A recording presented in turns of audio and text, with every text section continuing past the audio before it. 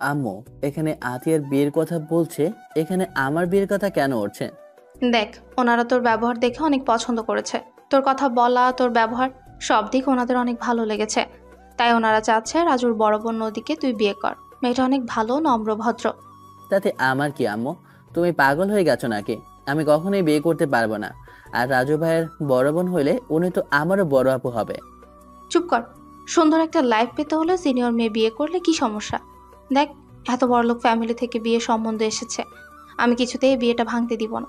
তুই নিজের বোনের দিকে তাকিয়ে অন্তত বিয়েটা করতে রাজি হ। তুই কি চাস না তোর বোনটা ভালো থাক?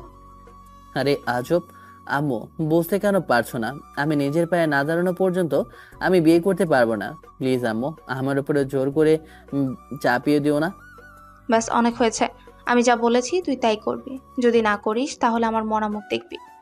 আমি মরলেই বাকি। আমি তো তোর আর নিজের আম্মু না। ওকে, করিস না বিয়ে। আয়ানের আম্মু ইমোশনাল ব্ল্যাকমেল করতে লাগলো। আয়ান কোনো কথা না বলেই নিজের রুমে চলে গেল। রেগে বিছানার চাদর টেনে ফেলে দিল খাটের উপর। বলল, কিভাবে বোঝাবো আমি অন্য কাউকে ভালোবাসি? আমি তার জায়গা দিতে পারবো না। না। কথাগুলো বলেই রাগে দুঃখে দেয়ালে একটা ঘুষি মারল। হঠাৎ করে আয়নের বোন আতিয়া রুমে আসলো। হাসি মুখে আয়নের পাশে বসে আয়নকে জড়িয়ে ধরে বলল, ভাইয়া, তুমি নিশ্চয়ই আমার সুখের জন্য বিয়ে করতে চাচ্ছ, তাই না? ভাইয়া, আমার কথা ভেবো না। আম্মুর কথায় রাজি হওয়ার দরকার নেই। তো কি, রাজু ভাইয়ের পছন্দ হয়েছে? আতিয়ার মুখে লজ্জা ভাব দেখে আয়নের বুঝতে বাকি রইল না। আতিয়া আয়নের দিকে তাকিয়ে বলে, ওইসব বাদ দাও, বিয়েটা ভেঙে যাক। তুমি নিজের মনের বিরুদ্ধে গিয়ে কিছু করো না। তুই যা। আয়ানের কথা শুনে আতিয়া চলে গেল।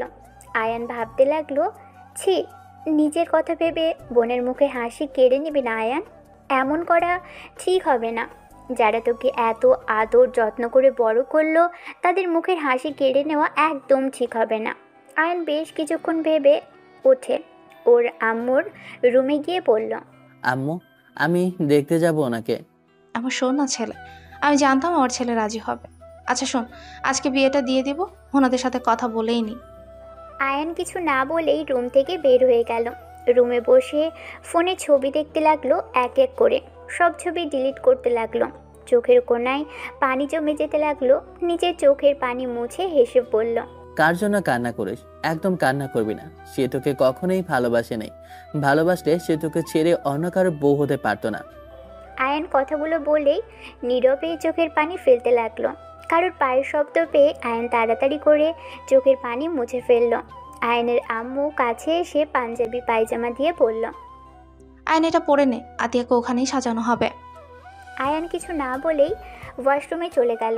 পাঞ্জাবি পাজামা পরে বের হলো। আতিয়া আয়নের আম্মু আব্বু সিএনজি উঠে পড়ল। আয়ন ফোনের দিকে তাকিয়ে আছে। 40 মিনিট জার্নি করে একটা বাসের সামনে গাড়ি থামলো। আয়নের আম্মু নামতে বললে আয়ন নেমে পড়ল। সবার সাথে গেট দিয়ে ভিতরে ঢুকতেই আয়ান সামনের দিকে তাকাতেই দেখে বিশাল বড় বাড়ি। 4জন দরজায় গিয়ে নক করতেই সাথে সাথে দরজা খুলে গেল। আয়ানের আব্বু আম্মুর সাথে কুশল বিনিময় করলো। আয়ান আতিয়া সালাম দিল। ভিতরে ঢুকতেই সবার সাথে কুশল বিনিময় করলো। কিছু মেয়ে এসে আতিয়াকে নিয়ে গেল। আয়ানের আব্বু আম্মুকে বসতে বলে 3জন বসে পড়ল। নিচের দিকে তাকিয়ে আছে। রাজু এসে বলল, আয়ান, কেমন আছো? জি, আলহামদুলিল্লাহ ভাইয়া। আপনি কেমন আছেন? এই তো আলহামদুলিল্লাহ। রাজু আয়ানের পাশে বসে কথা বলতে লাগলো। অনেকক্ষণ পর কাজী সাহেব চলে আসলো। 10 মিনিট পর আয়ান সিঁড়ির দিকে তাকাতেই দেখে 2টা বউ ঘোমটা দিয়ে আসছে। কয়েকজন ছেলে মেয়ে হাসাহাসি করে নিচে নিয়ে আসছে। একজনকে রাজুর পাশে, আরেকজনকে আয়ানের পাশে বসিয়ে দিল। কাজী বিয়ে পড়ানো শুরু করে দিল।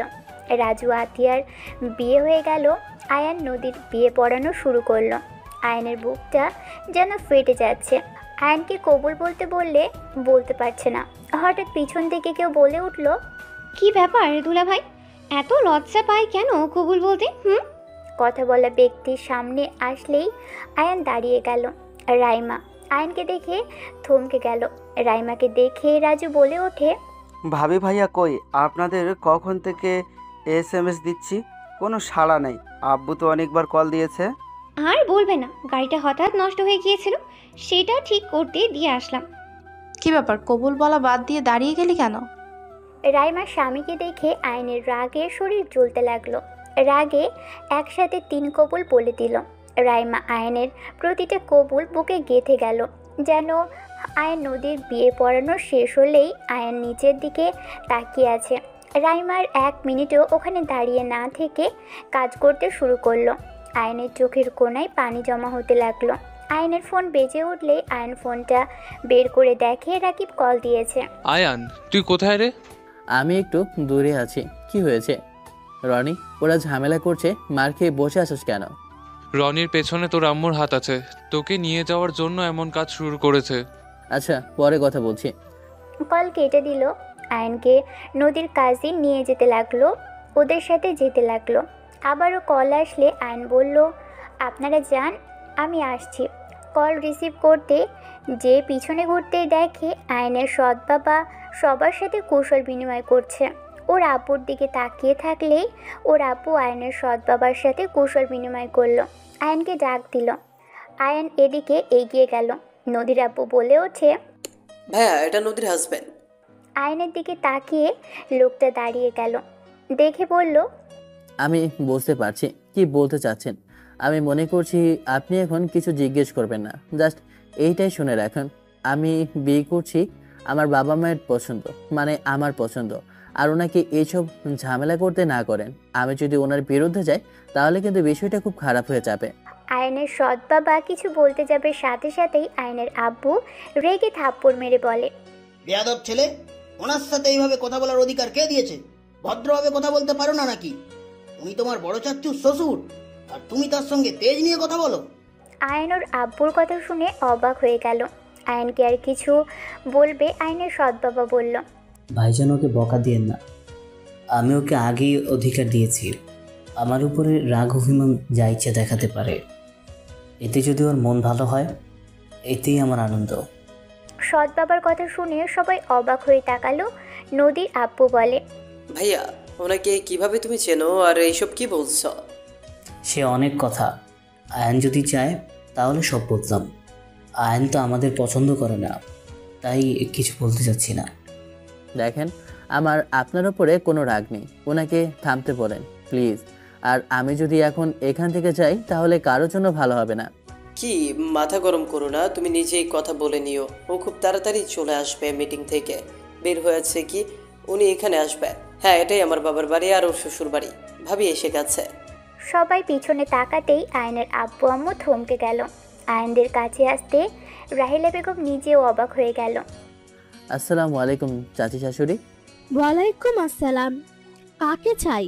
কি যাতা আবার বললাম? চাচা শ্বশুরকে জিজ্ঞেস করেন। আমি এই বাড়ির জামাই, আর আপনি আমার চাচি শাশুড়ি। কথাটা বলেই আয়ন মিটিমিটি হাসতে লাগলো। আর চোখে রাগ দেখে রাহিলা বেগম কিছু বলার আগেই আয়নের আব্বু বলে, আয়ান, আমি কিছু জানতাম না। আয়ান প্লিজ, আমাকে ক্ষমা করে দাও। আমি সত্যিই জানতাম না, আর জানলে কখনোই তোমাকে জোর করে আনতাম না। আব্বু কি যে বলো না, আমার তো অনেক আনন্দ লাগছে। আমি ভাগ্য করে বড়লোক চাচা চাচি পাইলাম। উফ, ভাবা যায় বড়লোক আর বড়লোক। আয়নকে কিছু বলতে যাবে, সাথে সাথেই নদীর কাজিনরা এসে নদীকে, আতিয়াকে, রাজুকে আর আয়নকে নিয়ে যেতে লাগলো। 4 জনকে নিয়ে ছাদে গেল। সবাই আড্ডা দিতে লাগলো। শুধু আতিয়া নদী চুপচাপ বসে আছে। রাজু বলল, এখানে আড্ডা দেওয়ার সময় নাই, তোরা আড্ডা দে। আতিয়া চলো। রাজু আতিয়াকে কোলে তুলে নিয়ে যেতে লাগলো। সবাই ভ্যাবাচেকা খেয়ে তাকিয়ে থাকলো। একজন বলে উঠল, আপনি আর থেকে কি করবেন? যান, বউ নিয়ে ভাগেন। এই সবাই এসে চলো, খাবার খেতে ডাকছে। রাইমার কথা শুনে সবাই যেতে লাগলো। নদী সিঁড়ি দিয়ে নামতেই পড়ে যেতে নিবে, সাথে সাথেই আয়ন ধরে ফেলে।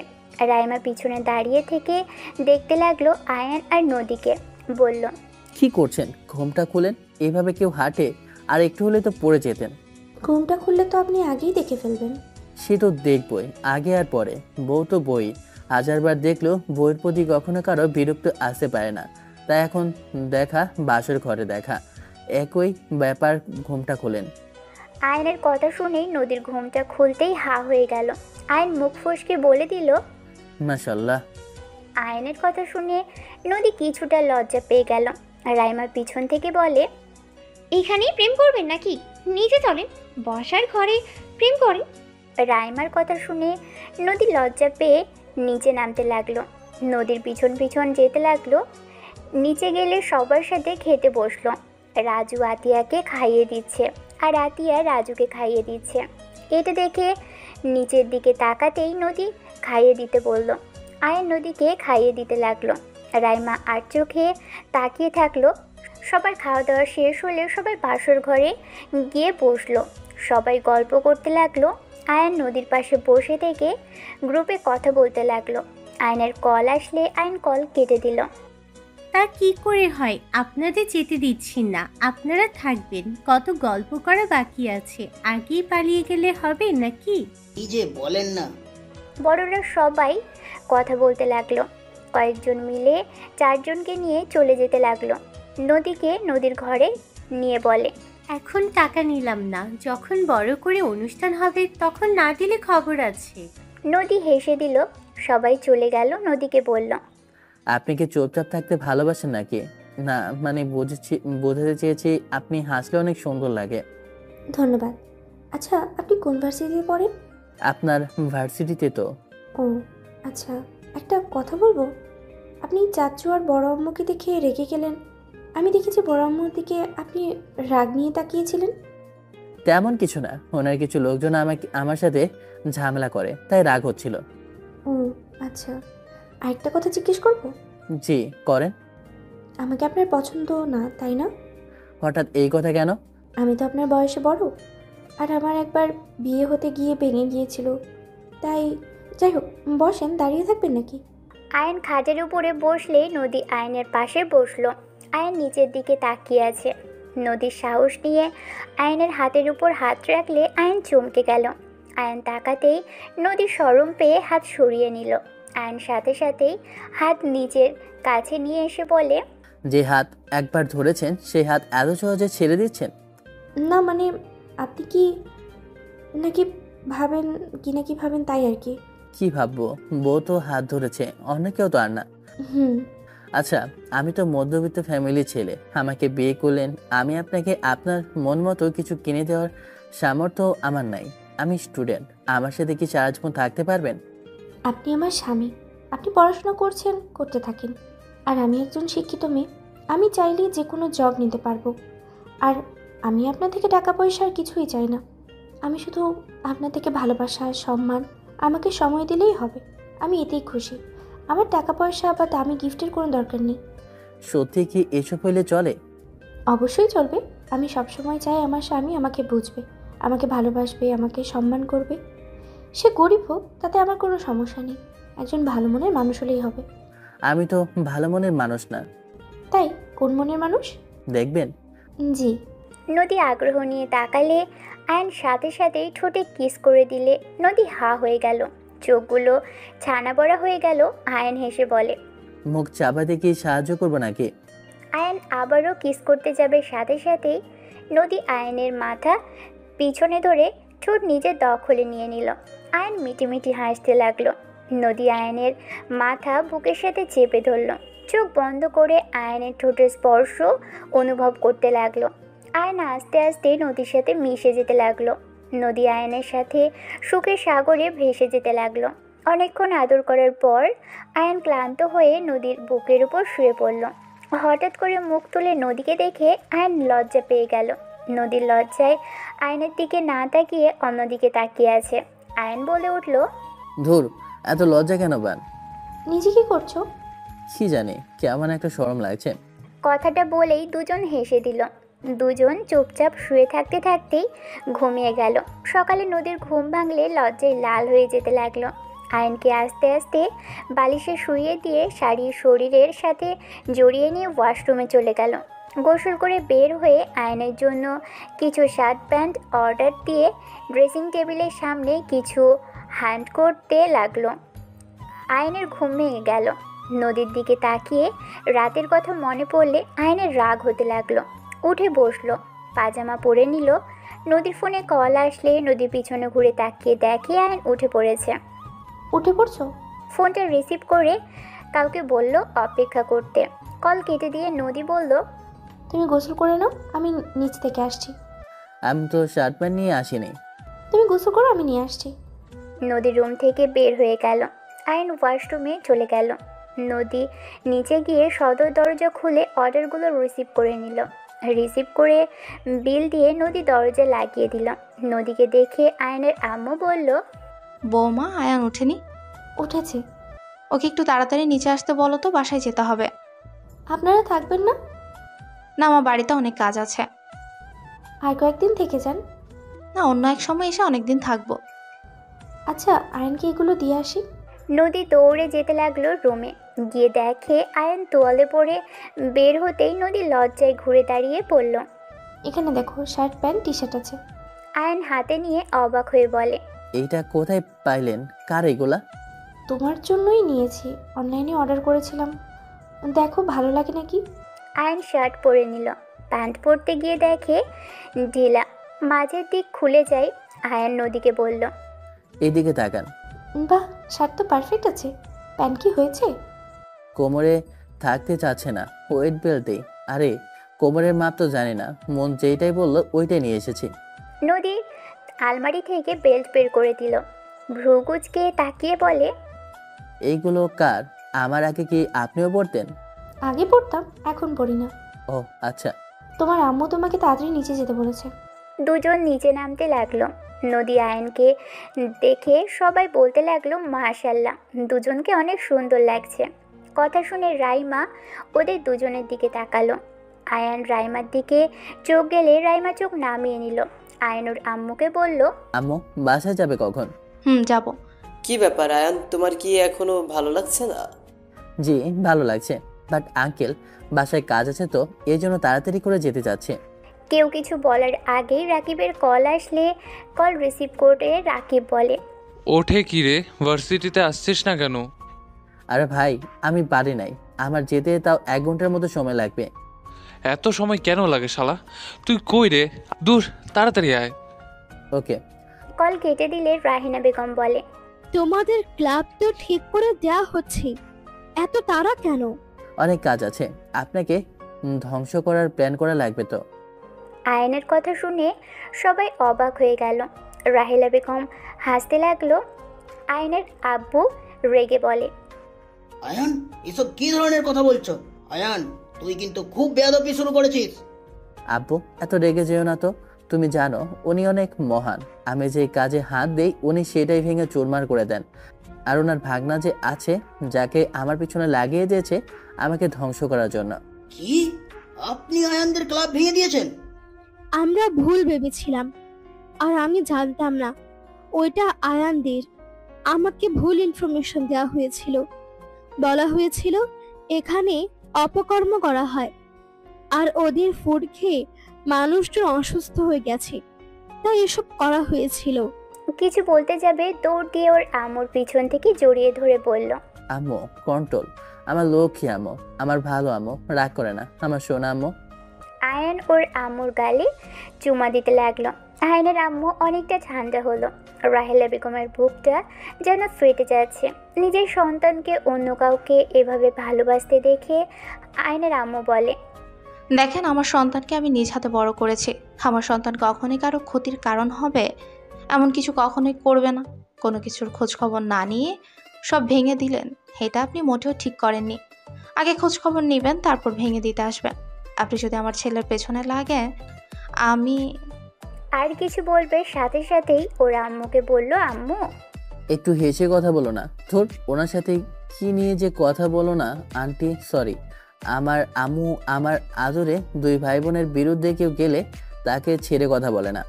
বিয়ান দুঃখিত, রেগে যাবেন না। দয়া করে আমার ভাবিকে যেমন ভাবছেন উনি এতটাও খারাপ না। উনি মনের দিক থেকে অনেক ভালো, উপরে শুধু রাগী মনে হয়। যাই হোক, এসব বাদ দেন, সবাই আসেন, খাবার খেয়ে নেন। সবাই টুকটাক কথা বলে খাবার খেতে চলে গেল। আয়ন নদীকে খাইয়ে দিতে লাগলো। নদী আয়নের দিকে অবাক দৃষ্টিতে তাকিয়ে আছে। আয়ন বলল, কি ব্যাপার, এইভাবে তাকিয়ে আছেন কেন? না কিছু না। নদী আয়নের হাতে খেতে লাগলো। সবাই খাওয়া দাওয়া করে শেষ হলে কিছুক্ষণ বসে কথা বলে সবাই থেকে বিদায় নিয়ে আয়ন বের হতে যাবে। আবারও পিছনে ঘুরে নদীর কাছে আসলে সবাই মিটিমিটি হাসে। নদীর এক কাজিন বলে, আপনার ফোনটা দেন। নদী ফোন দিলে আয়ন নাম্বার দিয়ে বলল, এইটা আমার নাম্বার। ওকে বাই, সবাই ভালো থাকবেন, আল্লাহ হাফেজ, আসসালামু আলাইকুম। আয়ান কথা বলে চলে যেতে নিল। নদী আয়নের চলে যাওয়ার দিকে তাকিয়ে থেকে দেখতে লাগলো। উনি তোমার আম্মু ছিল তাই না? আমার আম্মু আছে, উনি কেন হবে? চুপ কর পিচ্ছি। আতিয়া আর কিছু বলল না। আয়নের আব্বু বলে, তুই আগে থেকেই জানতি তাই না তোর আম্মুর সাথে দেখা হয়? আগে কেন বলস নাই? আমি যে ভার্সিটিতে পড়ি ওটা ওনার। আর প্রথমে আমি জানতাম না, যখন ক্লাব ভেঙে ক্যান্টিন ভেঙে দেয় সেদিন ওনার সাথে দেখা করতে গিয়ে দেখি, আর উনি আমাকে তো চেনে নাই, আমিও পরিচয় দিইনি। আমার ব্যাপারে খোঁজখবর নিতে গিয়ে জানে, সেই থেকে আমার পেছনে লেগেছে তার কাছে নিয়ে যাওয়ার জন্য। আমাদের ছেড়ে ওনার কাছে চলে যাবে? কখনোই না। আমার রক্তে মধ্যবিত্ত ফ্যামিলির রক্ত, বড়লোক বাবার মেয়ের কাছে যাওয়ার কোনো ইচ্ছা আমার নাই। চলে যেতে পারিস তোর আম্মুর কাছে।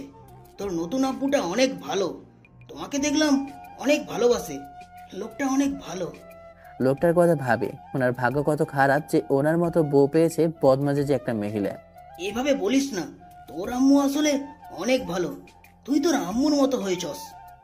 নিজেদের রাগ কন্ট্রোল করতে পারস না। রাহেলার রাগটা বেশি, বাট ও মনের দিক দিয়ে অনেক ভালো। হ্যাঁ, অনেক ভালো। কথা শুনে সবাই চুপ হয়ে গেল। ওর আম্মু ওকে থাকতে দেয় নাই। ওর আম্মু ওর মাথা নষ্ট করতো, উল্টাপাল্টা বুঝায়ে সংসারের অশান্তি শুরু করে দিত। আর ডিভোর্স হয়েছে, ভালোই হয়েছে।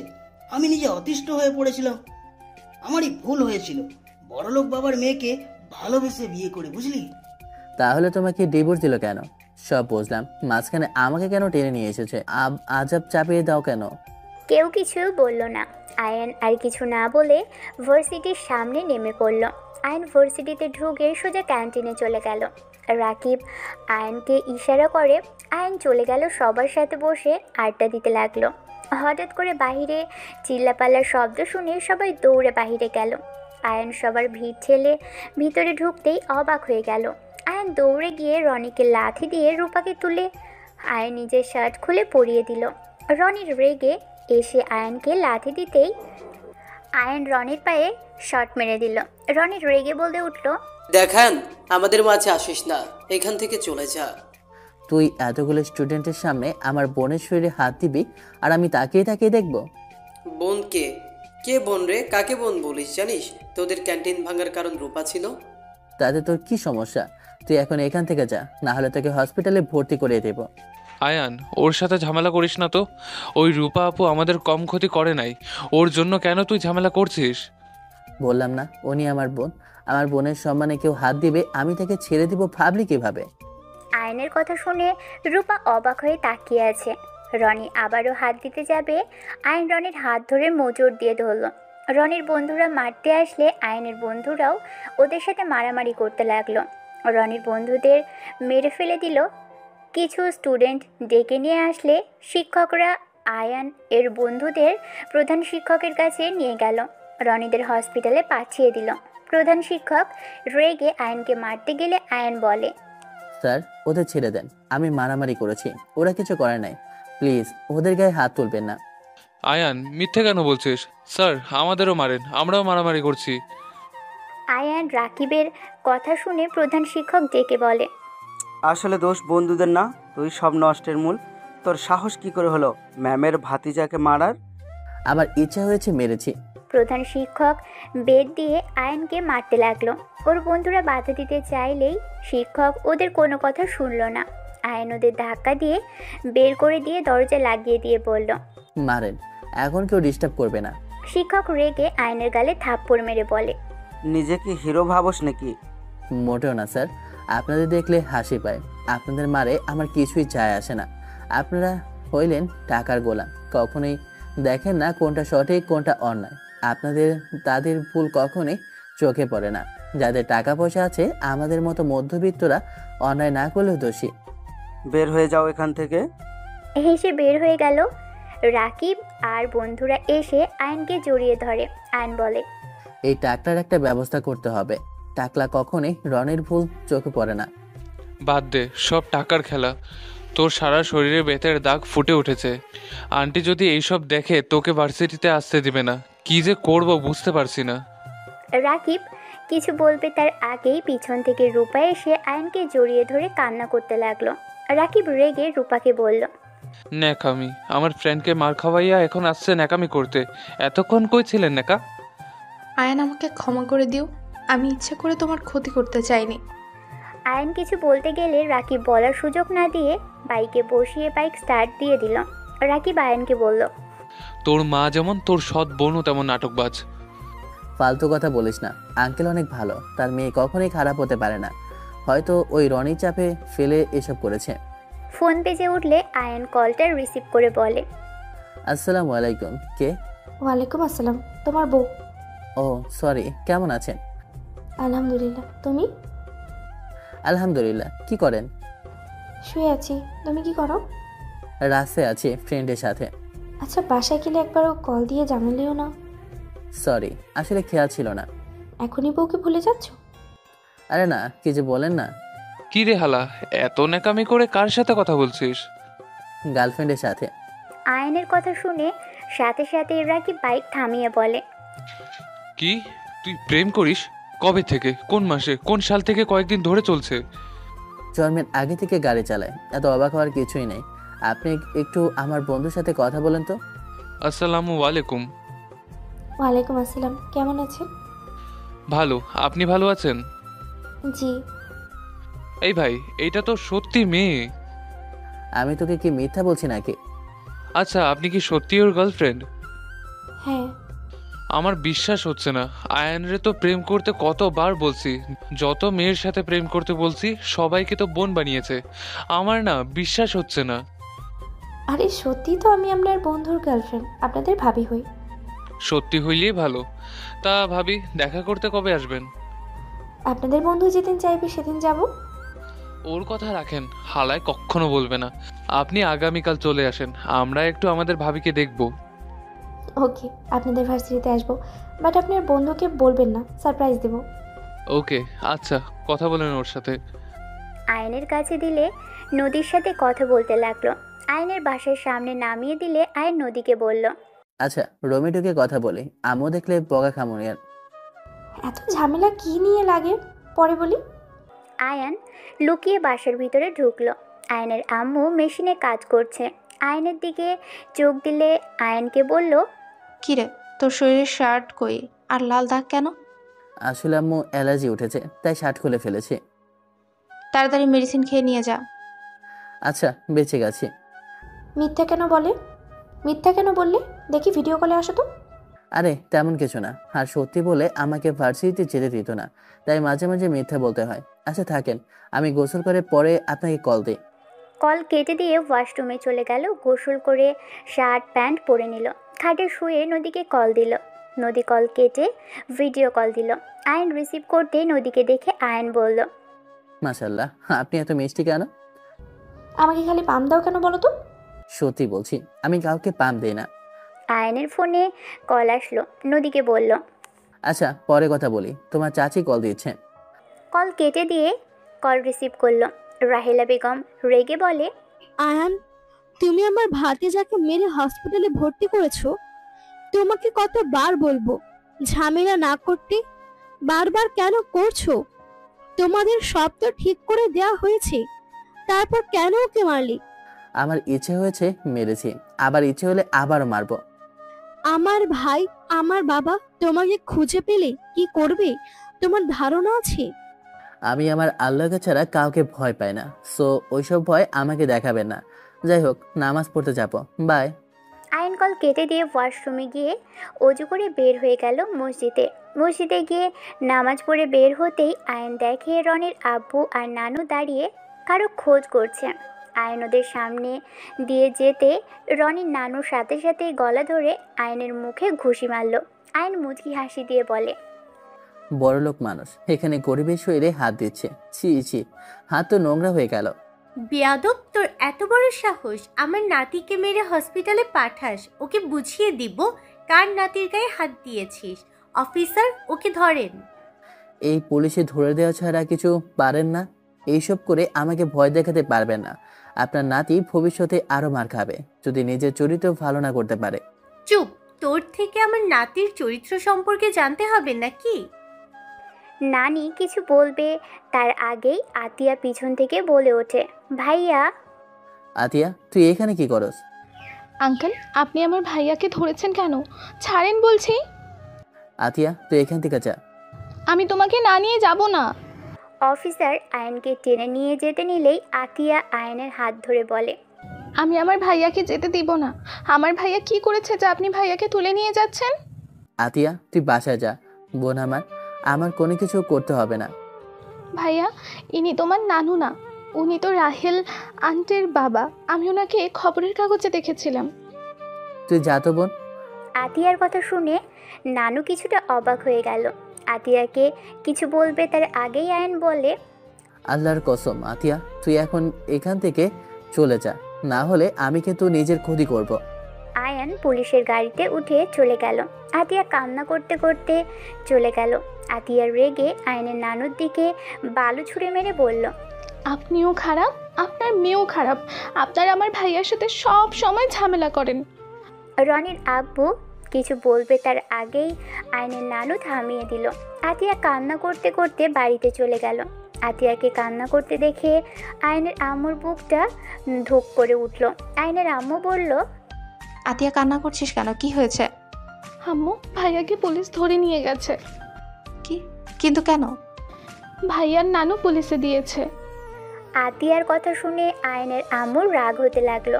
আয়নের আম্মু আয়নের আব্বুকে কল দিল। এদিকে আয়নকে থানায় নিয়ে গিয়ে মারধর করতে লাগলো। আয়ন প্রতিটা মার হজম করতে করতে বলল, ওই চৌধুরী আমার উপর অত্যাচার করলে ভাবিস না আমি ভয়ে চুপ হয়ে যাব। আমি তোদের ধ্বংস করে দেব। তোদের এত অহংকার আমি ভেঙে দেব। ঘুষ করবো ধাগার। এত মার খাওয়ার পরও তো দেখি তেজ কমে না। ঘুষ করে বলেছি তো আমাকে মেরে ফেলো, আমার এমন তেজ থাকবেই। আমার যদি কিছু হয় তোদের আমি শান্তিতে থাকতে দেব না। আয়নকে আরও মারতে যাবে তখনই রূপা এসে বলে, অফিসার, ওর গায়ে আর একটাও হাত তুলবেন না। আয়ন সামনের দিকে তাকাতেই দেখে রূপা আর রাহিলা বেগম নদী এসেছে। আয়ন রাহিলা বেগমকে বলে, আরে ম্যাম, আপনার আশা বাকি ছিল। আপনার আশায় বাকি ছিল। আর অফিসার, থামলেন কেন? মারেন, ঘুষখোরদের আত্মা শান্তি করেন। একদম না অফিসার, আপনি আয়নকে ভাবে মারতে পারেন না। আর নানু, আপনি আয়নকে কোন হিসেবে জেলে দিয়েছেন? আপনার তাতে একটা লম্পট আমাকে পুরো ক্যাম্পাস স্টুডেন্টদের সামনে ও ওনা টেনে জামা পর্যন্ত ছিঁড়ে দিয়েছে। ওর সাথে খারাপ কাজ করতে নিয়েছিল। কি বলছো? হ্যাঁ নানু, রনি আমার সাথে অমন করেছে। আয়ন আমাকে বাঁচাতে গিয়ে মারামারি করে। আয়নকে তো রনি অনেক মেরেছে, এমনকি শিক্ষককে শাস্তিও দিয়েছে। আবার আপনারা দুজন মিলে ওকে জেলেও নিয়ে টর্চার করছেন। আপনি আর আম্মু কখনো কোনো কিছু না শুনে নাতি যা বলে তাই শুনে লাফান। রূপার কথা শুনে নানু পুলিশকে ছেড়ে দিতে বলে। আয়নকে বের হতে দেখে আয়নের আব্বু, আম্মু, আতিয়া, রাকিব চলে এসেছে। আম্মু দৌড়ে এসে আয়নকে জড়িয়ে ধরে কান্না করতে লাগলো। আপনি কি মানুষ? আমার ছেলেকে মেরে কি দিয়েছেন? আপনারা বড় লোকজন, যা মন চায় তাই করবেন। রায়হান, তুমি এখানে? আয়নের আম্মু বলে, হ্যাঁ, আমি এখানে রাহেলা চৌধুরী। আপনি আসলে অনেক অন্যায় করেছেন। আপনার মতো মানুষ হয় না। সত্যি আপনাকে আমার কিছু বলার নেই। আমার ছেলের লাশ দেখতে পেলেই হয়তো আপনারা খুশি হবেন, তাই না? আপনাদের হাত জোড় করছি, আমার ছেলেকে শান্তিতে থাকতে দেন প্লিজ। উফ আব্বু, কি করছো? এই ঘুষখোরের কাছে কেন হাত জোড় করছো? আব্বু, আমাকে অপমান করো না প্লিজ। আয়ন, আমাকে ক্ষমা করে দিও। আমার জন্য তোমাকে এত কষ্ট পেতে হলো। আমার ভাগ্য খারাপ বোন, তোমার দোষ নাই। ভাগ্য ভালো থাকলে জঘন্য মায়ের গর্ভে আমাকে জন্ম নিতে হতো না।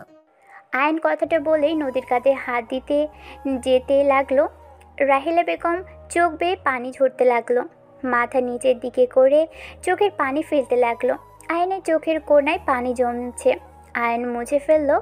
রাকিব আয়নকে বলল, আয়ান, এই ভার্সিটিটা ছেড়ে দে। আমি ওইখানে পড়বো। লজ্জা কম নাকি বেহায়া কোথাকার? আমি আন্টিকে বলবো তোকে এই ভার্সিটিতে পড়তে যেন না দে। রাকিব আয়নকে বাইকে তুলে নিজের সামনে বসলো। নদী আয়নের পিছনে বসলো।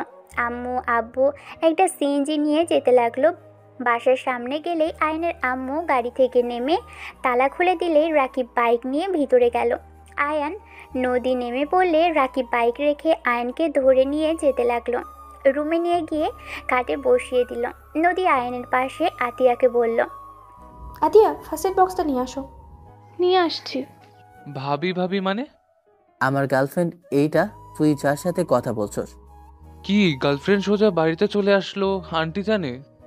সবাই আমার গার্লফ্রেন্ডকে পছন্দ করে, তাই প্যারা নিস না, চল। আসলে ভাবি অনেক সুন্দর, মেনে নিতে সবাই বাধ্য। ভাবি, আপনার কোনো বোন নেই? আরে বন্ধু রূপা। কি? রাহেলা বেগমের হাজবেন্ড আছে না, উনি ওনার বড় চাচ্ছ। এই ভাই, এইসব কি বলিস? ঠিক বলছি।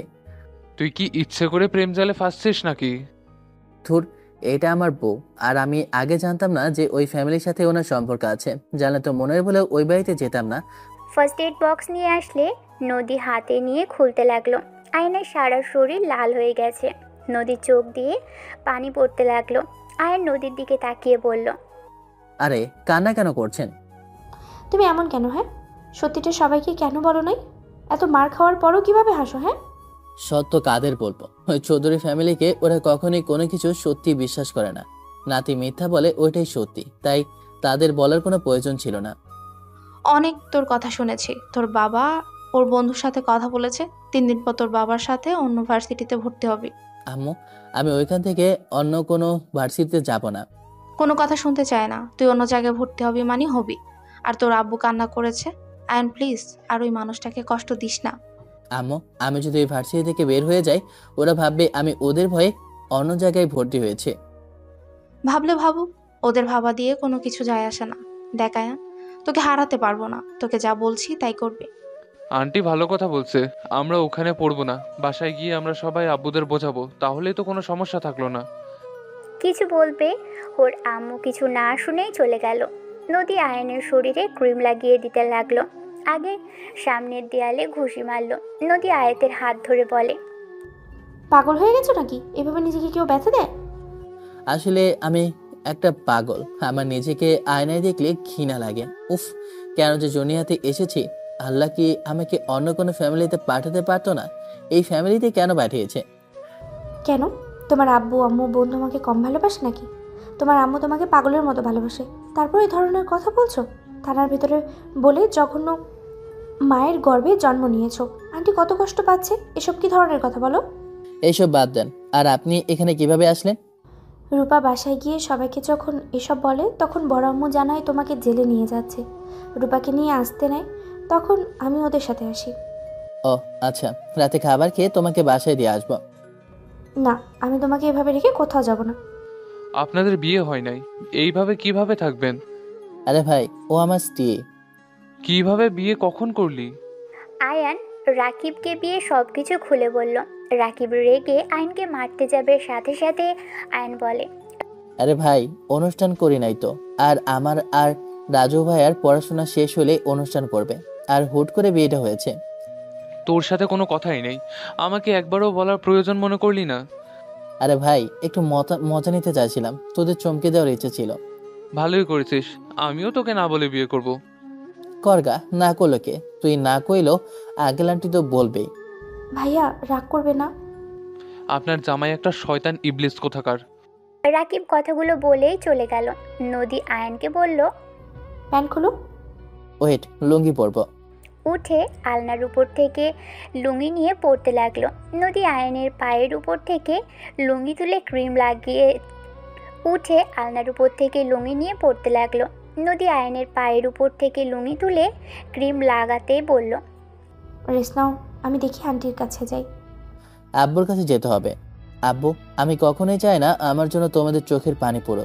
আব্বু, তুমি যদি চাও আমি অন্য কোথায় ভর্তি হই, ওকে, তাহলেই হবে। তাও আব্বু, চোখের পানি ফেলো না। জীবনের সব থেকে বড় ভুল ছিল তোমার জন্ম দিয়ে এই দুনিয়াতে নিয়ে আসা। আমার যদি আমি জোর করে তোকে না চাইতাম, আজ হয়তো তোকে এই কষ্ট পেতে হতো না। আমাকে ক্ষমা করে দিস পারলে। ওর আব্বুকে জড়িয়ে ধরে চোখের পানি মুছতে মুছতে বলে, দেখো, আমার কোনো কষ্ট হচ্ছে না। দেখো, আমার মুখে হাসি সবসময় আছে আর থাকবেও, কেউ আমার মুখের হাসি কেড়ে নিতে পারবে না। আব্বু, তুমি ওইসব নিয়ে ভেবো না তো। আর আব্বু, আর 2টা বছর তো আছে, ওইখান থেকে পড়াশোনা করি না প্লিজ। না, আর কখনোই না। ওদের ছায়াও তোর ওপর পড়তে দেব না। অনেকক্ষণ পর রুমে আসলে ক্লান্ত হয়ে খাটে বসতেই আয়ন চোখ খুলে পা সরিয়ে খাট থেকে নেমে এসে নদীর মুখের মুছে দিয়ে দিতে লাগলো। গলা মুছতে গেলে নদী লজ্জা পেয়ে যায়। আয়ন ঘাম মুছে ঠোঁটে স্পর্শ দিলে নদী লজ্জায় লাল হতে লাগলো। ঠোঁটে কিস করে কপালে কিস করে বলল, বউটা অনেক কাজ করছে বলে আমার সোনা বউটা। বাবা, কি ভালোবাসা! যাও, ভালোবাসা লাগবে না, বইয়ের কোনো কথাই শোনো না। কি কথা শুনলাম না? তুমি আর কোনো ঝামেলায় জড়াবে না। কি কথা শুনলাম না? ওকে, জড়াবো না, বাট অন্যায় হলে আমি সহ্য করতে পারবো না। এত মানুষ চুপ করে দেখতে পারলে তুমি কেন দেখতে পারবে না? আমি কাপুরুষ না যে অন্যায় দেখে চুপ থাকবো। চুপ করো। আচ্ছা যাও, ফ্রেশ হয়ে নাও। নদী ওয়াশরুমে চলে গেল। ফ্রেশ হয়ে আসলে আয়নের আম্মু দুজনকে খাবার খেতে ডাক দিলেই দুজন খাবার খেতে চলে গেল। আহান নদীকে খাবার খাইয়ে দিতে লাগলো। হঠাৎ করে গেটের কাছে শব্দ হলেই 6 জন পিছনে তাকালেই দেখে রাজু, নদীর আব্বু আম্মু এসেছে। আয়নের আব্বু আম্মু উঠতে গেলে নদীর আব্বু বলল, এই কি করছেন? ওইঠেন না। আয়ান, তোমার কি অবস্থা? জি আঙ্কেল, আলহামদুলিল্লাহ ভালো, ভেতরে চলেন। আতিয়া হাত ধুয়ে নদীর আব্বু আম্মু আর রাজুকে ওর আব্বু আম্মুর রুমে নিয়ে গেল। আয়নের আব্বু আম্মু হাত ধুয়ে চলে গেল। নদীকে পানি খাইয়ে দিয়ে নিজেও খেয়ে নিল। দুজন উঠেই আয়নের আব্বুর রুমে গেল আর মিষ্টি ফল নিয়ে রান্নাঘরে চলে গেল। নদীর আব্বু আম্মু বলল, আয়ান ভাবি, তার বাবার তরফ থেকে আমি তোমার কাছে ক্ষমা চাচ্ছি, ওনারা না বুঝে এমন করছে। ছি ছি আঙ্কেল, এসব কি বলেন আপনি? কেন ক্ষমা চাচ্ছেন? আমি কারোর উপরে রেখে নেই। আর প্লিজ আপনি ক্ষমা চাইবেন না। আব্বু, এই নানুকে আমি বুঝি না, উনি এমন কেন? বাদ দাও, সে আমাদের গুরুজন, আর তার বিষয়ে কথা বলার দরকার নেই। আয়নের আব্বু আম্মু নদীর আব্বু আম্মুর সাথে কথা বলতে লাগলো। আর এদিকে আতিয়া চা কফি বানিয়ে বিস্কিট, ফল, মিষ্টি, চিপস ট্রেতে নিয়ে রুমে ঢুকলো। নদীর আম্মু বলে, আরে মা, তুমি এসব করতে গেছো কেন? সমস্যা নেই, এই নিন। আতিয়া রাজুকে কফি দিয়ে সবাইকে চা দিল। সবাই বসে থেকে গল্প করতে লাগলো। আতিয়া, তোর কাজ নেই, তুই রাজুকে নিয়ে তোর রুমে যা। না ভাইয়া, সমস্যা নেই। তোমার রুম দেখবে না নাকি? রাজুর কথা শুনে সবাই মিটিমিটি হাসতে লাগলো। আয়নের আম্মু ইশারা করলে আতিয়া চলে গেল রাজুকে নিয়ে। সবাই মিলে অনেকক্ষণ কথা বলা শেষ করে আয়নের আম্মু বলল, আয়ন রাজুকে ডাক দে তো। সবাই খাবার খেয়ে নিল। খাওয়া শেষ হলে সবার থেকে বিদায় নিয়ে চলে গেল। আয়ন রাজুকে দেখে বুঝতে পারলো রাজু যেতে চাচ্ছে না। আয়ন রাজুকে বলল, তুমি থেকে যাও। না মানে? আরে থাকো, সমস্যা নেই। রাজুর দিকে তাকাতেই নদীর আব্বু আম্মু অনুমতি দিল। নদীর আব্বু আম্মুকে বিদায় দিয়ে রাজু বলল, তোমাদের বাড়িটাই আমার অনেক ভালো লেগেছে, অনেক সুন্দর। 3 জন কথা বলতে বলতে যার যার রুমের দিকে চলে গেল। আয়ন খাটে বসতেই নদী দরজা লাগিয়ে দিল। আয়ন খাটে শুয়ে পড়ল। আপনারা 2 জন তো এখানে থাকতে রাজি হইলেন, এই খাটে ঘুমাতে পারবেন কি? আমাদের বিছানার মতো নরম। কিন্তু আমি খাটে ঘুমাবো কেন? তোমার উপরেই শুয়ে পড়বো। নদী কথাটা বলেই নিচের দিকে মুখ দিয়ে আয়ন হাসতে লাগলো। নদী লাইট নিভিয়ে আয়নের পাশে শুয়ে পড়ল। আয়ন বুকে টেনে নিল। নদী ঘুমিয়ে গেলে আয়ন খাট থেকে নেমে খাটের নিচ থেকে ছোট বাক্স থেকে রাহেলার ছবি বের করে বাইরে চলে গেল। উঠোনে দাঁড়িয়ে ছবিতে লাইটের দিকে আগুন ধরিয়ে দিল। ছবিতে আগুন জ্বলতে লাগলো। আয়নের চোখ দিয়ে পানি ঝরতে লাগলো। হঠাৎ পিছন থেকে কারোর হাতে স্পর্শ পেলে আয়ন চমকে গেল। পিছনে তাকিয়ে ফোনে লাইট ধরলে দেখে ওর আম্মু। আয়ান ওর আম্মুকে শক্ত করে জড়িয়ে ধরে কান্না করতে লাগলো। আয়নের আম্মু মাথায় হাত বুলিয়ে দিতে দিতে বলল, আজ তোকে বাধা দিব না, আজ তুই মন ভরে কান্না কর। আম্মু, আমি অনেক দূরে চলে যেতে চাই। আমি এখানে থাকতে চাই না আম্মু, আমি ওনার সামনে যেতে চাই না।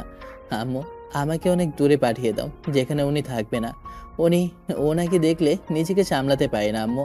আমার খুব ইচ্ছে করে ওনাকে আম্মু বলে জড়িয়ে ধরতে। কথাগুলো বলেই আয়ন হাওমাও করে কান্না করতে লাগলো। আয়নের কান্নার শব্দ শুনে আয়নের আব্বুর ঘুম ভেঙে যায়। আয়নের আব্বু পিছনে আসলে আয়ন সাথে সাথে চোখ মুছে নিজেকে স্বাভাবিক করে নেয়। আয়নের আব্বু বলে, তুই বিদেশে চলে যা, আমি সব ব্যবস্থা করব, তোকে দেশে থাকতে হবে না। আব্বু আম্মু, তোমাকে ছেড়ে আমি দেশের বাইরে যেতে পারবো না। বিদেশ যেতে যত টাকা প্রয়োজন অত টাকা কোথায় পাবে? আমার কথা ভাবতে হবে না, রাস্তার পাশের যে জমিটা আছে ওটা বিক্রি করে দেবো। কখনোই না, ওইটা দিয়ে আমাদের সংসার ভালোভাবে চলে, ওইটা কখনোই বিক্রি করতে আমি দেব না। আমি কোথাও যাব না। আর সিলেট তো পাঠাবে, ওখানে যথেষ্ট। যাও ঘুমাও, আমার অনেক ঘুম পাচ্ছে। আয়ন রুমে চলে গেল।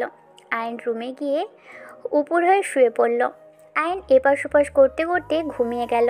সকালে চিল্লাপাল্লার আওয়াজে আয়ন নদীর ঘুম ভেঙে গেল। আয়নের সারা শরীর ব্যথায় ভরে গেছে। আয়ন আস্তে আস্তে উঠে নদীকে বলল, বাহিরে কি হয়েছে? কান্নাকাটির শব্দ মনে হচ্ছে।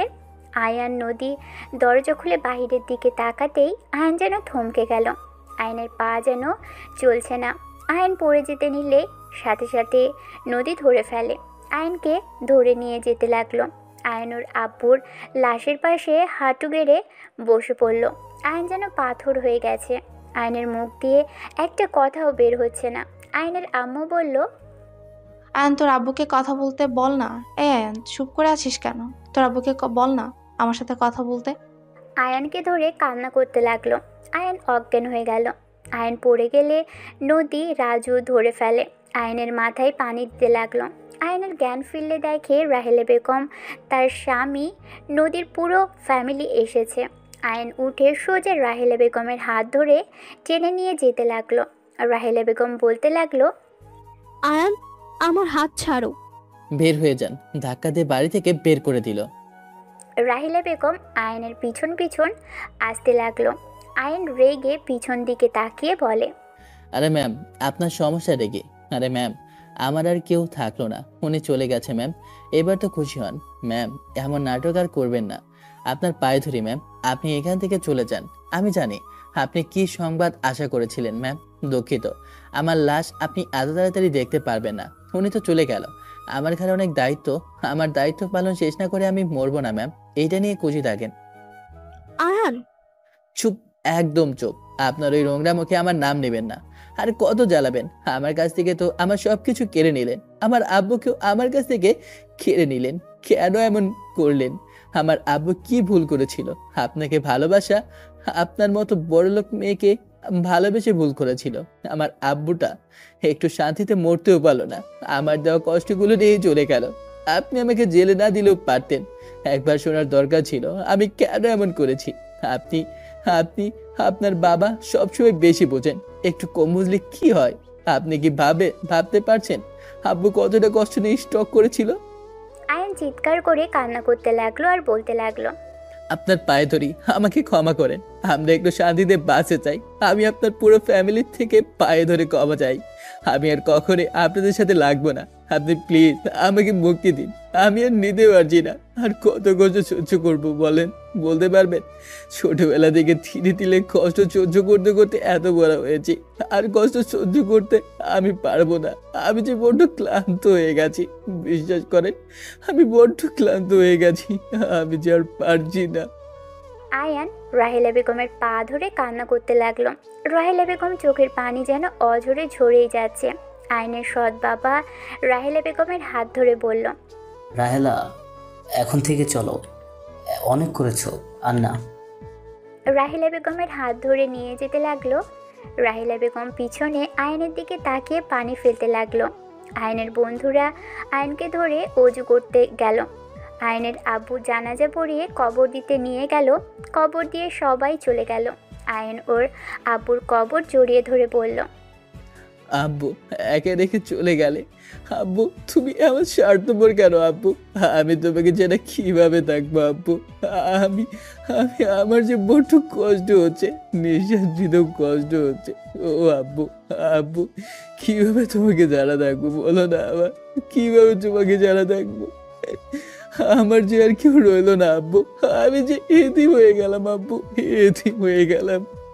সকালে আয়নের রুমের ভিতরে ঢুকতে দেখে আয়ন নিচেতে পড়ে আছে, মাথা দিয়ে রক্ত ঝরছে। নদী আয়নের আম্মু দৌড়ে গিয়ে আয়নকে ধরে কান্না করতে লাগলো। আতিয়া কান্না করতে করতে বলল, ভাইয়া, ভাইয়া ওঠো না, হসপিটালে নিয়ে যাওয়া লাগবে। রাজু আয়নকে কোলে তুলে নিল। রাকিবের বাইকে বসিয়ে যেতে লাগলো হসপিটালে। হসপিটালে গেলেই ডক্টর দেখাতে লাগলো। ডক্টর বলল, বলি ওনার শরীর অনেক দুর্বল আর শরীরে অনেক জ্বর, পড়ে গিয়ে মাথা অনেক কেটে গেছে। আমি স্লাইন দিয়েছি আর ঘুমের ইঞ্জেকশন দিয়েছি, ওনার ঘুমের দরকার আছে। ডক্টর কিছু মেডিসিন লিখে দিল। রাজু মেডিসিন কিনতে চলে গেল। রাকিবের সাথে নদী, আয়নের আম্মু, আতিয়া আয়নের পাশে বসে থাকলো। ওদিকে রাজুকে ওর আব্বু ফোন দিলে রাজু বলল, আব্বু, আমি আয়ানের জন্য মেডিসিন কিনতে যাচ্ছি, পরে কথা বলবো। আয়নের কি হয়েছে? ও কি রুম থেকে বের হয়েছে? আয়ান অজ্ঞান হয়ে পড়ে গেছিল, হয়তো চেয়ারে কানের সাথে লেগে মাথা একটু কেটে গেছে, আর না খেয়ে থাকায় শরীর অনেক দুর্বল আর অনেক জ্বর। বলিস কি? কোন হসপিটালে আছে? রাজু নাম বলে কল কেটে দিল। নদীর আব্বুর কথা শুনে রাহেলা বেগম বলল, আয়নের কি হয়েছে? রাহেলা বেগমের কথা শুনে নদীর আব্বু সব খুলে বলে। রাহেলা বেগমের যাওয়ার জন্য পাগলামি করতে থাকে। আয়নের সৎ আব্বু বলে, রাহেলা, পাগলামি করবে না, আয়ান তোমাকে সহ্য করতে পারছে না, বোঝার চেষ্টা করো। ও তোমাকে দেখলে আরো অসুস্থ হয়ে পড়বে, উত্তেজিত হয়ে যাবে, বোঝার চেষ্টা করো। আমি কি করলে ওই আমাকে ক্ষমা করে দেবে? আম্মু, সত্যি করে একটা কথা বলবে, আয়নার সাথে কি আপনার কোনো সম্পর্ক আছে? আমার কেন যেন মনে হয় আয়নার সাথে শত্রুতার সম্পর্ক না, অন্য কোনো সম্পর্ক আছে। আর সেদিন আয়ন বলল আপনাকে আয়নের আব্বু ভালোবেসে জীবনে ভুল করেছিল। হ্যাঁ আছি, আয়ান আমার সন্তান। আয়ানের যে জঘন্য মাটা, আমি সেই মানুষ যে মা বাবার কথা শুনে সন্তান স্বামীকে ছেড়ে দিয়েছিলাম। কথাগুলো বলেই রাহেলা বেগম কান্না করতে করতে হাঁটু গেড়ে বসে পড়ল। সবাই অবাক হয়ে গেল। এদিকে আয়ান বিড়বিড় করে বলতে লাগলো, আব্বু, আমাকে ছেড়ে যেও না আব্বু, আমাকে ছেড়ে যেও না। আমি যে তোমাকে ছাড়া থাকতে পারছি না আব্বু, থাকতে পারছি না। আমাকে তোমার সাথে নিয়ে চলো আব্বু, আমাকে একা রেখে যেও না আব্বু, যেও না। ও বাবু, যেও না। ঘুমের ভিতর হুড় হুড় করে কান্না করতে লাগলো। আয়নের আম্মু হাত ধরল। নদী আয়নের আম্মুর দিকে তাকিয়ে বলল, আচ্ছা আন্টি, একটা কথা জিজ্ঞেস করব? জানি এখন বলা ঠিক না, তারপরেও জিজ্ঞেস করতে খুব ইচ্ছে হচ্ছে। বড় আম্মুর সাথে আপনাদের কি আগে থেকে কোনো কানেকশন আছে, নাকি আয়ন বড় আম্মুকে এত ঘৃণা করে কেন? তোমার বড় আম্মুকে আয়ন ঘৃণা করে না। কি বলছেন? আম্মুকে কে তো ওই সহ্যই করতে পারে না, আর আপনি বলছেন ওই ঘৃণা করে না? তোমার বড় আম্মুকে আয়ন ঘৃণা করে না। জন্মদাত্রীকে কি কেউ ঘৃণা করতে পারে? রাগ অভিমান থেকে অনেক কিছুই বলে দেওয়া যায়, বাট ঘৃণা করা সম্ভব নয়। মানে তোমার বড় মা আয়নের আসল মা, আমি আয়নের সৎ মা।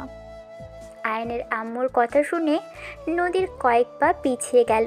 রাজু দরজায় হতভম্ব হয়ে দাঁড়িয়ে গেল। কি বাট, আম্মু তো কখনোই কাউকে বলে নাই, আর আয়ান তো কখনোই এটা প্রকাশও করে নাই। আপনারা তো বলেননি কেন? আয়ন তাকে মা হিসেবে পরিচয় দিতে চায় না, তাই সবসময় লুকিয়ে গেছে। যাই হোক, আয়ন যেন জানতে পারে না আমি তোমাদের ওটা বলে দিয়েছি। আমি তো ভাবতেই পারছি না আয়ান তাহলে এতটা কষ্ট বুকের ভেতরে লুকিয়ে রেখেছে। নিজের মায়ের সাথে এত বড় শত্রুতা, নিজের মাকে কখনো মা বলতে পারে নাই।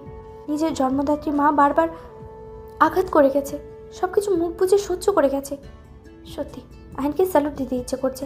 আয়নের জায়গায় আমি থাকলে কবেই আত্মহত্যা করতাম। না বাবা, এসব বলতে হয় না। আর কিছু বলার আগেই নদীর আব্বু আম্মু রূপা চলে আসলো। আয়নের অনেকক্ষণ পর জ্ঞান ফিরে। সবাই দেখে কিছু বলল না। আয়নকে নিয়ে সবাই বাসায় চলে গেল। কয়েকদিন আয়ন চুপচাপ থাকার পর হঠাৎ একদিন আয়ন রেডি হয়ে বের হলে আয়নের আম্মু বলল, আয়ন একজনের উপরে রাগ করে সবাইকে কষ্ট কেন দিস? তোর শ্বশুর শাশুড়ি সবাই তোর জন্য মন খারাপ করে। আম্মু, ওই মহিলার সামনে যাওয়ার কোনো ইচ্ছে আমার নেই। রাকিবের আঙ্কেলের অফিসে আয়ন ইন্টারভিউ দিতে গেলে আয়নের জবটা হয়ে যায়। আয়ন তার মাকে বলে, আম্মু, আমি জব পেয়ে গেছি। কিসের জব করস? রাকিবের আঙ্কেল জবটা দিয়েছে। আচ্ছা। আয়ান ক্রেডিট কার্ড নিয়ে এসে আয়নের আম্মুর হাতে দিয়ে বলল এখন থেকে আর তুমি কোনো কাজ করবে না, যত খরচ এখান থেকে করবে। তোদের ভবিষ্যৎ লাগবে, এসব রেখে দে। তখনকার ব্যাপার তো তখন দেখা যাবে আম্মু, তোমাকে যা বলি তাই করো। আর আম্মু, এই শাড়িটা তোমার আর বোনের জন্যই 3 পিস কিনেছিলাম, বাট অনেক প্রশ্ন করবে দেখে দেই নাই। অনেক বড় হও বাপ। আমার বৌমার জন্য কিছু কিনেছো? ওনাকে পায়েল কিনে দিয়েছিলাম, উনি এগুলো চয়েস করে দিয়েছেন। বৌমা জানে? হুম। ওকে, যা তাহলে।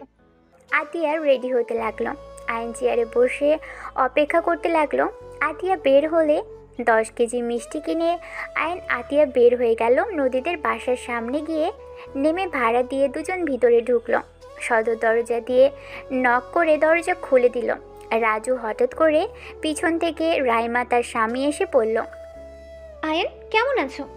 আয়ান পিছনে ঘুরে মুখে হাসি রেখে বলে, জি আলহামদুলিল্লাহ, অনেক ভালো।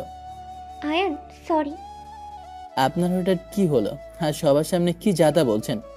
আমি আমার স্বামীকে সবকিছু বলে দিয়েছি। মানে কি? আপনি কি বোঝাতে চান? এই শোনেন, আপনাকে আর ওই ম্যামকে আমি ঘৃণা করি, বুঝতে পারছেন? আমি ঘৃণা করতে শিখে গেছি। Just I hate you. আয়নের কথা শুনে রাইমার চোখে পানি টলমল করতে লাগলো। রাইমা নিজের মুখে হাসি টেনে বলল, ধন্যবাদ। আমিও চাই তুমি আমাকে ঘৃণা করো। ও হ্যাঁ, কংগ্রেটস। আমি শুনলাম তুমি বাবা হতে চলেছো। ভালো হয়েছে, আমিও মা হতে চলেছি। অভিনন্দন। কি ভাবি, আপনিও মা হতে চলেছেন? আমি আপনাকে বললাম আর আপনি আমাকে বললেনও না। আরে সারপ্রাইজ দিতে চেয়েছিলাম, বাট তোমারটা শুনে আমি নিজেই অনেকটা খুশি হয়ে গেছি। নদী, আমাদের ছেলে মেয়ে হইলে আমরা বিয়ান বিয়ান হব, কি বলো? বাহ, তাহলে অনেক ভালো হবে। রাহিলা বেগম কিছু না বলে নিচের দিকে তাকিয়ে থাকে। নদীর আম্মু বলে, অনেক কথা হয়েছে নদী, আয়ানকে নিয়ে রুমে যা। আর আতিয়া, তুমি তোমার রুমে যাও। নদীর সাথে আয়ান রুমে যেতে লাগলো। রাইমা আয়ান চলে যাওয়ার দিকে তাকিয়ে থাকলো। রাহিলা বেগম বলে উঠল, আয়ানের সাথে তোমার কি সম্পর্ক? কিছু না আম্মু। কি লুকাচ্ছ? আয়ান তোমাকে কেন ঘৃণা করে? আপনি যেমন আয়নের প্রিয় ছিলেন তেমনি আমিও ছিলাম। আপনি যেমন কাজ করছেন আমিও তার সাথে নাটক করে গিয়েছি, তার সাথে গেম খেলেছি। রাইমা কথাগুলো বলে চোখের পানি মুছতে মুছতে চলে গেল। আর রুমে ঢুকতেই আয়ানকে নদী বলল, রাইমা ভাবি তোমার এক্স গার্লফ্রেন্ড, তাই না? তোমার রুম পরিষ্কার করতে গিয়ে ডায়েরি থেকে ভাবির ছবি পেয়েছিলাম। যখন ডায়েরি পড়ি তখন সব জানতে পারি। আমি এটাও জানি তুমি বড় আম্মুকে অনেক ভালোবাসো। আমি এখন 4 জনকে ভালোবাসি। 1 আমার আম্মু, 2 তুমি, আমার বোন, আর যে পৃথিবীতে আসে যাচ্ছে তাকে। এই 4 জন আমার সব, আর কেউ না। এটাও জানি তুমি আমাকে এখন অনেক ভালোবাসো। প্রথমে লোক দেখানো ভালোবাসা দেখাতে, যাই হোক, যাও ফ্রেশ হয়ে নাও। আয়ন ওয়াশরুমে চলে গেল। ফ্রেশ হয়ে বের হলেই নদীর আম্মু খাবার দিয়ে চলে গেল। আয়ন সবার থেকে বিদায় নিয়ে আতিয়াকে নিয়ে চলে গেল। আয়ন বাসায় গিয়ে সোজা ঘুমিয়ে গেল। সকালে ঘুম থেকে উঠে রেডি হয়ে বের হলো আয়নের আম্মু। বলল আয়ান অফিস 2 দিনের জন্য ছুটি নিস তো, তোদের অনুষ্ঠান করা হবে। 3 দিন পর হোটেলে যেতে হবে, হোটেলে অনুষ্ঠান হবে। ও আচ্ছা। কথাটা বলেই চলে গেল। অফিস করে সন্ধ্যায় পাশে এসে নদীকে কল দিয়ে কথা বলতে লাগলো। 3 দিন পর সকালে উঠে সবাই হোটেলে চলে গেল। রাজু বর্ষে যেয়ে চলে গেল। রাকিব এসে কানে কানে বলে, শালা বাসার ঘরে কি করবি, তার থেকে আমাদের সাথে আড্ডা দিস। ফালতু সর। যাক বাবা, ফালতু হয়ে গেলাম। ভালো কথা বললেও কোনো দাম নেই। রাকিব চলে গেল। রাজু আর দুজনের পাশে বসে থেকে নতুন করে আবার বিয়ে পড়ানো শুরু করলো। বিয়ে পড়ানো শেষ হলে সবার সাথে কৌশল বিনিময় করে আয়ান বাসর ঘরে নিয়ে গিয়ে বলল, আসসালামু আলাইকুম বেবিজান। নদী কোনো কথা না বলে খাটে বসে থাকলো। আয়ান নদীর পাশে বসে বলল, কি ব্যাপার বাবু, রাগ করছো নাকি? ওলে ওলে দেখি আমার বাবুটা কত রাগ করেছে। আয়ান কথাটি বলে যে নদীর ঘুমটা তুলে কিস করতে যাবে, সাথে সাথে আয়ান ভ্যাবাচাকা খেয়ে গেল। সবে খিলখিল করে হেসে বের হলো পর্দার আড়াল থেকে। আয়ানের ভ্রু কুচকে তাকিয়ে বলল, আরে বউ কোথায়? নতুন জিনিস, আহ কি মজা, পুরনোটা দিয়ে কোনো লাভ নাই। আর নদীর কাজিনের হাত ধরতে মেয়ে বলে, না না ভাইয়া, ছাড়েন আমাকে। এইসব আপুদের প্ল্যান। শিট, আমাকে জোর করে এখানে বসিয়ে দিয়েছে। আরে দিয়েছে, আসো বাসরটা করে নেই। এই ফাজিল, ওর হাত ছাড়ো। নদীর কণ্ঠ শুনে সাথে সাথে হাত ছেড়ে দিল। নদীর দিকে তাকিয়ে বলল, সরি, মজা করছি তো। আর একবার এমন মজা করতে দেখলে না, খবর আছে তোমার। আর করব না। আয়নের কথা বলার ধরন দেখে সবাই হাসতে লাগলো। সবাই ওদের একা রেখে চলে গেল। আয়ন দরজা লাগিয়ে দিয়ে নদীর কাছে গিয়ে পিছন থেকে জড়িয়ে ধরল। কি আর করব, বাসে তো আগেই করেছি। চলো দুজন মিলে চাঁদ দেখে। আয়ান, আজকে তোমার থেকে একটা জিনিস চাইবো, দিবে? কি চাও বলো। আমাকে প্রমিস করো তুমি আমাকে দিবে। যা চাইবে। ওকে, প্রমিস করলাম, বলো। আয়ান, বড় আম্মুকে তুমি ক্ষমা করে দাও। বড় আম্মু তোমাকে অনেক ভালোবাসে, তুমি জানো না আম্মু তোমাকে কতটা ভালোবাসে। আমি জানি সেটা। আর তোমার আব্বুর মৃত্যুতে বড় আম্মুকে দোষী বানানো বোকামি। আল্লাহ তাআলার মৃত্যু হয়তো ওইভাবেই রেখেছিলেন, তাই হয়েছে। আর তোমার কি মনে হয় না আম্মু তোমার আব্বুকে ভালোবাসে? তোমার আব্বুকে আজও সে অনেক ভালোবাসে। আমাকে বড় আব্বু সব বলেছে। বড় আব্বু বড় আম্মুকে বিয়ে করেছিল কারণ রূপার বড় ভাইয়ের একজন মায়ের দরকার ছিল, তাই তিনি তার সন্তানের জন্য বিয়ে করেছেন। আর বড় আম্মু নানুর জন্য বিয়ে করেছে। নানু আত্মহত্যার ব্ল্যাকমেল করেছিল। আয়ন সব কিছু শুনে কিছু না বলে খাটে ঘুমিয়ে গেল। নদী ডাকলে শুনল না। নদী ডেকে একপাশে শুয়ে পড়ল। 9 মাস পর সবাই হসপিটালের সামনে দাঁড়িয়ে আছে। আয়ন পায়চারি করছে। বাচ্চার কান্নার শব্দ শুনে সবার মুখে হাসি ফুটে উঠল। নার্স বাচ্চা কোলে বের হলে আয়ন তাড়াতাড়ি করে কেবিনের ভিতরে ঢুকে নদীর পাশে গিয়ে দাঁড়িয়ে পড়ল। আন্টি ঠিক আছো? কথা বলতে চাই না। এখনো রেগে থাকবে? বললাম না কথা বলতে চাই না। আয়ান সবাই কেবিনে ঢুকলো। সবাই এক এক করে বাচ্চাকে কোলে নিল। আয়নের আম্মু আয়নের কোলে বাবু দিয়ে বলল, আয়ন, সব রাগ ভুলে বাবুর নিজের দাদিমার কোলে দে না। উনি তোর ভয়ে কোলে নিতে গেলেও নিতে পারলো না। রাহেলা বেগমের দিকে তাকাতেই দেখে অসহায়ভাবে তাকিয়ে আছে। আয়ন বলে ওঠে, নিজের নাতিকে কোলে নেবে, সেখানে আবার আমার অনুমতি নিতে হবে কেন? তার নাতি সেই কোলে নেবে, এখানে আমি না করার কি? আয়নের কথা শুনে সবাই খুশি হয়ে গেল। রাহেলা বেগম দৌড়ে এসে বাচ্চাকে কোলে তুলে নিয়ে খুশিতে কান্না করে দিল। সারা মুখে চুমু দিয়ে বলে, একদম বাবার মতো হয়েছে আয়ান। দেখ তোর আব্বুর মতো চোখগুলো হয়েছে। তাকিয়ে দেখে সত্যি ওর আব্বুর মতো চোখগুলো। আয়ন বলে ওঠে, আমার আব্বু তো হয়, আব্বুর মতো হবে না তো কার মতো হবে? রাহেলা বেগম বাচ্চাটার সাথে কথা বলতে লাগলো। রাহেলা বেগমকে এভাবে খুশি দেখে আয়নের নানু এসে বাবুকে কোলে তুলে নিল। আয়নের সামনে এসে ক্ষমা চেয়ে নিলে আয়ন বলে, আমি আপনার উপরে রেগে নাই, আপনি প্লিজ ক্ষমা চাইবেন না। নদীর পাশে বসলে সবাই কেবিন থেকে বের হয়ে গেল। বাচ্চাটা নদীর কোলে দিয়ে চলে গেল। রাইমা বাচ্চা কোলে নিয়ে ভিতরে ঢুকতেই আয়ন বলে, তুমি আমার ব্যান হইতে পারবা না, তোমারও ছেলে আমারও মেয়ে ছেলে। সমস্যা নেই, আরও ছেলে মেয়ে তো হবে, তখন ওর একটার সাথে বিয়ে দিলেই হয়ে যাবে। রাইমার কথা শুনে 3 জন হেসে ফেলল। আয়ান রাইমার ছেলেকে কোলে নিয়ে আদর করতে লাগলো। রাইমা আয়নের ছেলেকে কোলে নিয়ে বলে, বাবার মতোই তো হয়েছে দেখছি, হাত পাও বাপের মতো খালি রেগে যায়। ওই আমি রেগে যাই নাকি? তুমি বাবা কখনোই মায়ের মতো হবে না, বুঝলে? তোমার আম্মু একটা শাকচুন্নি। কথাটা বলেই জিহ্বায় কামড় দিলে রাইমা রেগে গেলে আবারও শান্ত হয়ে বলে, কিছু কইলে? না। রাইমা ভেঙচি দিয়ে চলে গেল। আয়নের কোল থেকে রাইমার ছেলেকেও ও কোলে নিয়ে চলে গেল।